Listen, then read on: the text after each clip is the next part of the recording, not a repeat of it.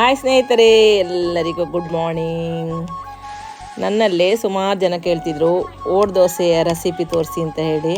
ಹಾಗೂ ಓಡ್ ದೋಸೆ ಹೇಗೆ ಮಾಡುವ ವಿಧಾನ ತೋರಿಸ್ತಾ ಇದ್ದೇನೆ. ನಾನೀಗ 3/4 kg ಅಷ್ಟು ಅಕ್ಕಿ ತಗೊಂಡಿದ್ದೇನೆ, ಅಂದರೆ 3 ಗ್ಲಾಸಿನಷ್ಟು, ಅಂದರೆ 1/4 kgದು 3 ಗ್ಲಾಸ್, ಹಾಗೆ 3/4 ಗ್ಲಾಸ್ ಅಕ್ಕಿ ತಗೊಂಡಿದ್ದೇನೆ. ಆಮೇಲೆ ಅದು ಅಕ್ಕಿ ಚೆಂದ ಕ್ಲೀನ್ ಮಾಡಿ ಅದಕ್ಕೆ ನನ್ನ ಒಂದು ಕೈಯಲ್ಲಿ ಆಗುವಷ್ಟು ಅನ್ನ ತಗೊಂಡಿದ್ದೇನೆ, ಅಂದರೆ ಅದು 2 ಸಲ ಹಾಕುವ ರೀತಿಯಲ್ಲಿ.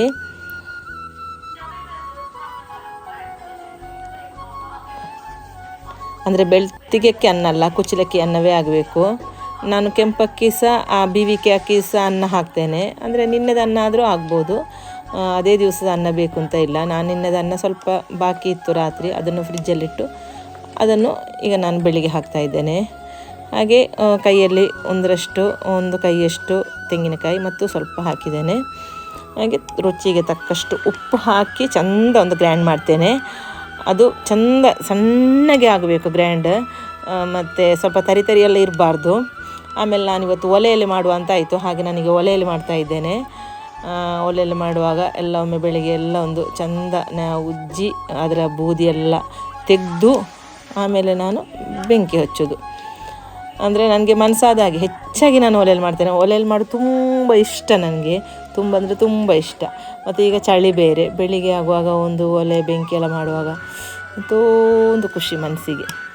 ನನಗೆ ಅಂದರೆ ಒಲೆಯಲ್ಲಿ ಬೆಂಕಿ ಅಂದರೆ ಒಮ್ಮೆ ಈಗ ತಿಂಡಿ ಆದ ನಂತರ ಅದೇ ಬೆಂಕಿಗೆ ಇರುವಾಗಲೇ ಈಗ ನಾನು ಅನ್ನಕ್ಕೆ ನೀರಿಡ್ತೇನೆ. ಅನ್ನ ಆದ ನಂತರ ಅದೇ ಕುಡಿಲಿಕ್ಕೆ ಇಡ್ತೇನೆ, ಕುಡಿಯೋ ನೀರು ಮಡಿಕೆಯಲ್ಲಿ, ಮಣ್ಣಿನ ಮಡಿಕೆಯಲ್ಲಿ, ಎಲ್ಲ ಮಣ್ಣಿದ್ರಲ್ಲೇ ಜಾಸ್ತಿ ನಾನು ಒಲೆಯಲ್ಲಿ ಮಾಡುವಾಗ ಮಾಡೋದು. ಹಾಗೆ ಈಗ ನಾನು ಮತ್ತು ಓಡ್ ದೋಸೆಯ ತವ ಇಟ್ಟಿದ್ದೇನೆ. ಅಂದರೆ ಓಡ್ ದೋಸೆ ಅಂದರೆ ಸುಮಾರು ಜನ ನನ್ನೆಲ್ಲ ಕೇಳ್ತಿದ್ರು ಓಡ್ ದೋಸೆ ಮತ್ತು ತವ ಎಲ್ಲಿ ಸಿಗ್ತದೆ ಅಂತ ಹೇಳಿ. ಅದು ಮಣ್ಣಿನ ಪಾತ್ರೆ ಮಾರುವ ಎಲ್ಲ ಶಾಪಲ್ಲಿ ಸಿಗ್ತದೆ. ಅದು ಕೆಲವರು ಹೇಳ್ತಾರೆ ನನಗೆ ಅದು ಗುಂಡಿ ಇಲ್ಲ, ಅದು ನಮ್ಮ ಈ ಕೇರಳ ಸೈಡ್ ಸಿಗ್ತದೆ, ನನಗೆ ಕರ್ನಾಟಕದಲ್ಲಿ ಸಿಗ್ತದಾ ಅಂತ ನನಗೂ ಗೊತ್ತಿಲ್ಲ. ಕೇರಳದಲ್ಲಿ ಬೇಕಷ್ಟು ಎಲ್ಲ ಅಂಗಡಿಯಲ್ಲೂ ಸಿಗ್ತದೆ. ಹಾಗೆ ನಾನು ಅದರದ್ದು ಆ ಒಂದು ಪಾಕ ನೋಡಿ, ಅಂದರೆ ಹೆಚ್ಚು ನೀರು ದೋಸೆ ನೀರಲ್ಲ, ಸ್ವಲ್ಪ ದಪ್ಪಾಗಿ ದೋಸೆ ಉದ್ದಿನ ದೋಸೆ ಹಿಟ್ಟಿದಾರ ಅಷ್ಟು ದಪ್ಪ ಬೇಕು. ಆಗ ಒಳ್ಳೆ ಕಾದ ನಂತರ ಅದನ್ನು ಹೊಯ್ತಾ ಇದ್ದೇನೆ. ಒಳ್ಳೆ ಹೇಗೆ ಬಂದಿದೆ ಅಂದರೆ ಸೂಪರಾಗಿದೆ, ಅದಕ್ಕೆ ಎಣ್ಣೆ ಎಲ್ಲ ಹಾಕಲಿಕ್ಕಿಲ್ಲಲ್ಲ, ಸೂಪರಾಗಿ ಬಂದಿದೆ. ಹಾಗೆ ಅದನ್ನೆಲ್ಲ ಒಂದು ಈಗ ಮಾಡಿ ತೆಗಿತೇನೆ. ಅಂದರೆ ನಾನು 3/4 kg ಅಕ್ಕಿಯಷ್ಟು ನಮಗೆ ಬೇಡ ಬೆಳಿಗ್ಗೆ. ಈಗ ನಾನೊಂದು 2 ತಿಂತೇನೆ, ನಮ್ಮ ಮನೆಯವರು 2 ತಿಂತಾರೆ, ಹಾಗೆ ಅತ್ತೆ 2, ಮಕ್ಕಳೆಲ್ಲ 1 ಅಷ್ಟೇ, ನಮಗೆ ಲೆಕ್ಕದಷ್ಟೇ ಬೇಕಾದದು.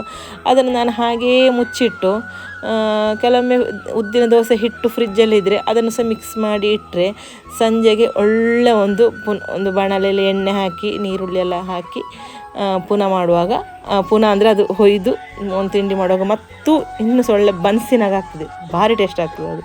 ಹಾಗೆ ನಾನು ತೊಗರಿ ಗಸಿ ಮಾಡಿದ್ದು ಓಡ್ ದೋಸೆಗೆ. ಹಾಗೆ ಅದೆಲ್ಲ ಆಯಿತು, ಮಕ್ಕಳೆಲ್ಲ ಹೋದರು, ಸ್ಕೂಲಿಗೆ ಹೋದರು. ಈಗ ನಾನು ಸಹ ತಿಂತಾ ಇದ್ದೇನೆ. ಹಾಗೆ ಇವತ್ತಿನ ಈ ವಿಡಿಯೋ ಇಷ್ಟೇ ಇರೋದು. ಎಲ್ಲರೊಮ್ಮೆ ಇದೊಂದು ಟ್ರೈ ಮಾಡಿ ನೋಡಿ, ಭಾರಿ ಟೇಸ್ಟ್ ಆಗ್ತದೆ. ಬೆಳಿಗ್ಗೆಗಂತೂ ಒಳ್ಳೆ ಆಗ್ತದೆ, ಹೊಟ್ಟೆ ಫುಲ್ ಆಗ್ತದೆ ಬೆಳಿಗ್ಗೆದು. ಇಷ್ಟೇ ಇರೋದು ಈ ವಿಡಿಯೋ. ಬಾಯ್ ಬಾಯ್ ಬಾಯ್ ಬಾಯ್ ಬಾಯ್.